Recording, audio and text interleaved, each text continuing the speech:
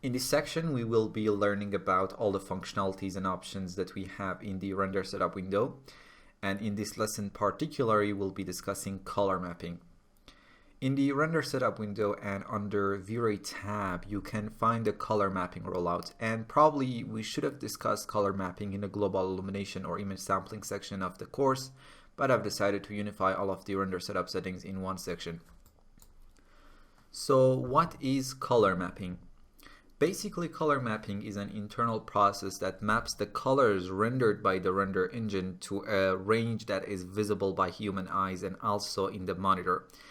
It basically maps the low and high color values to a range that is visible and usable for us. In most render engines, this is hard-coded in the engine and we as user cannot adjust it. But in V-Ray, we can actually control all the aspects of the color mapping process in the color mapping rollout. So let's see what do we have here. For now, let's set the interface to expert so we can see all the parameters and options. First, in the type dropdown, we can control the overall color mapping mode that will be used. We have linear multiply, exponential, HSV exponential, intensity exponential, gamma correction, intensity gamma, and Reinhardt. Let's start from linear multiply and see how it performs the color mapping as we take a look at the render performed with this color mapping. Linear multiply simply multiplies the final image colors based on their brightness without applying any other changes. And as you can see from the render, this color mapping clamps bright colors to white and causes the bright parts of the image to look burnt out or overexposed. So in this mode, each pixel is going to be multiplied by its brightness, and that's why we get a very vivid and bright image. However, because of this linear nature, we get overexposed and extremely bright and burnt out areas in the render. Next, we have exponential color mapping. Exponential saturates the colors based on their brightness, and this can be useful in preventing burnouts in very bright areas. But you can see the final image looks desaturated and less vivid compared to the linear multiply color mapping. But we have no burnt out and overexposed parts in the image, which is great. Exponential color mapping is especially useful in interior visualizations. HSV exponential is similar to exponential, but preserves the color hue and saturation instead of washing out the color towards the white. And it tries to solve the dullness and desaturated colors produced in the exponential color mapping, but trying to preserve the color saturation in bright areas that in real world tend to get closer to a white color doesn't produce a pleasant image, honestly.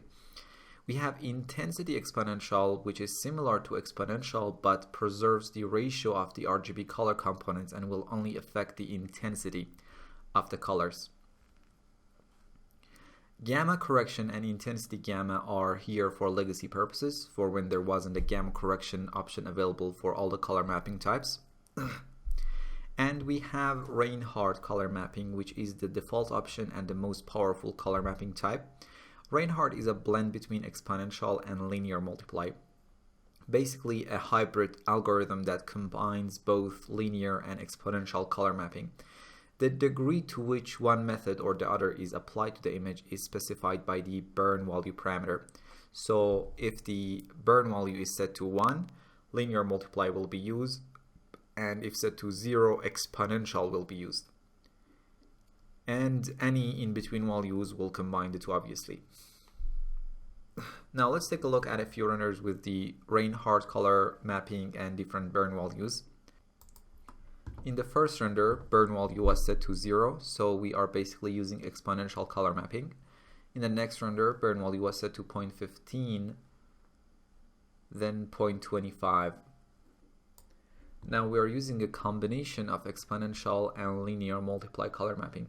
But because burn value is closer to 0, exponential color mapping is still the dominant one. In the next render, burn value was set to 0.5. Now both exponential and linear color mapping contributing half and half. And finally, burn value was set to 1, which is the same as linear multiply color mapping. For now, let's set the burn value to 0.15. Another parameter available in the Reinhardt type is multiplier, and this is a general multiplier for the color before they are corrected, and basically an overall brightness control for the entire image. In the first render, multiplier was set to 0.01, so we get a very dark image, and in the next render, multiplier was set to 1, which is our normal render, and in the next one it was set to 2, and we get an overall brighter image. Let's set the multiplier to 1 for now. In the linear exponential, HSV exponential, and intensity exponential, we have two parameters named dark and bright multiplier. The dark multiplier specifies the multiplier applied to the dark color values, and bright multiplier specifies the multiplier applied to the bright color values. For now, let's change the type to linear and set the bright multiplier back to its default value of 1 and take a look at a few renders.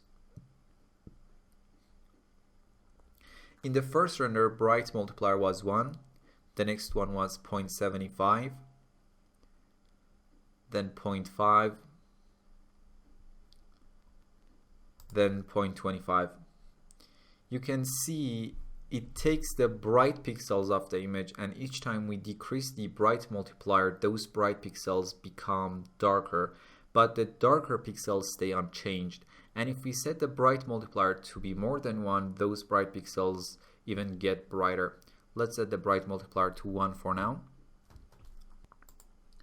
As I said, dark multiplier specifies the multiplier applied to dark color values. In the first render, dark multiplier was 1, then 0.5, and finally 0.2. As you can see, the engine takes the darker pixels and multiply them by this value, and each time we decrease dark multiplier, those pixels become darker and darker, and if we use a dark multiplier higher than 1, those dark pixels get brighter. For now, let's set the dark multiplier to 1. Next we have gamma, and if I quote V-Ray's guide, it controls the gamma correction for the output image regardless of the color mapping mode. For example, to correct the image for a 2.2 gamma display, set this parameter to 2.2. Subpixel mapping specifies where the color mapping is going to be applied, whether at the pixel level or if you enable subpixel mapping at the subpixel level, and to get more correct result it's recommended to have this option off. We have clamp output, which clips or clamps the very bright and high values, and the clamp value here specifies level of the cutoff of the information by the clamp output. And if you don't need that very dynamic range of information, or there is an artifact produced by the image sampling, for example, you can clamp the values, but generally it's a good idea to have those high dynamic range information and leaving clamp output disabled. In the first render, clamp output is off. In the next render, it was on and set to 1. And even though the image looks the same as our previous render, which was a clamp output off in it, if I right click on this very bright spot, you can see the float values are not exceeding 1 in the brightest parts of the image. But in the previous image with clamp output off, we get very high values like 4, 6, even 11. Even though our monitor cannot display those ranges, but in the render with clamp output set to 1, we have limited the range from 0 to 1. And in the final render, clamp output was set to 0.5. Now let's set the clamp output to 1 and turn it off completely. Also, let's set the color mapping to Reinhardt and burn value to 0.15. We have effect background, so whether the color mapping affects background colors or not. In this case, the background is the V-Ray sky in the environment slot. We have mode options, and let me quote V-Ray's guide for this and go through the renders for each mode. as I explained them. Here mode basically specifies if color mapping and gamma are burned into the final image. This option replaces the don't affect colors adaptation only parameters from previous V-Ray versions. Color mapping only, no gamma. Only color mapping is burned into the final image and not gamma correction. This is the default option. V-Ray will still proceed to sample the image as though both color mapping and gamma are applied, but will only apply the color correction to the final result. Color mapping and gamma, in this mode, both color mapping and gamma are burned into the final image. This corresponds to don't affect color parameters set to disabled in previous V-Ray versions. And we have none, or don't apply anything basically. Neither color mapping nor gamma are burned into the final image. However, V-Ray will proceed with all its calculations as though color mapping and gamma are applied. This can be useful, for example, if you know that you will apply some color correction to the image later on but wish to keep the rendering itself in linear space for compositing purposes. This corresponds to don't affect colors parameters set to enabled in previous V-Ray versions.